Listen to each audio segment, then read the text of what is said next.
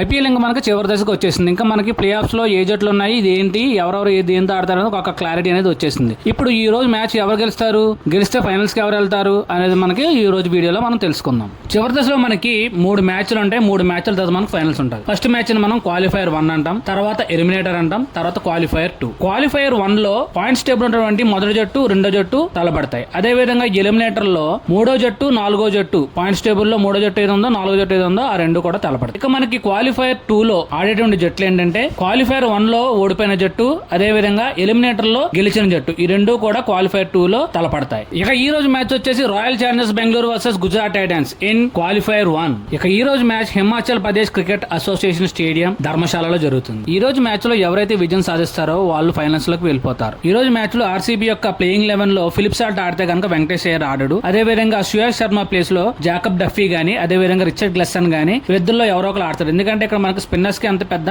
అనుకూలించే పిచ్ కాదు కాబట్టి. అదే విధంగా ఆర్సీబీ కనుక మొదటి బ్యాటింగ్ చేస్తే కనుక వెంకటేష్ అయ్యర్, ఫిలిప్ సాల్ట్ ఇద్దరిని ఆడించి తర్వాత సబ్స్టిట్యూట్ కింద ఫాస్ట్ బౌలర్ ఎవరినొకరు తీసుకునే ఛాన్స్ కూడా ఇంకోటి అయితే ఉంది. ఇక మనకి జీటీ యొక్క ప్లేయింగ్ లెవెల్ లో తీసుకుంటే కనుక వాళ్ళు ఎటువంటి చేంజెస్ అనేది చేయక్కర్లేదు. ఎందుకంటే వాళ్ళు బ్యాటింగ్ లేనప్పుడు, బౌలింగ్ లేనప్పుడు అంతా కూడా చాలా అద్భుతంగా ఉంది. వాళ్ళు ఇప్పుడు ఒకవేళ కనుక ఏమైనా ప్రయోగాలు చేస్తే కనుక వాళ్ళు ఓడిపోవడానికి ఆస్కారం అయితే ఉందని నా యొక్క ఎక్స్పెక్టేషన్. మరి ఈ రోజు మ్యాచ్ లో విజయం ఎవరు సాధిస్తారు, మీ యొక్క ఫేవరెట్ టీం ఏంటో కామెంట్స్ రూపంలో తెలియజేయండి.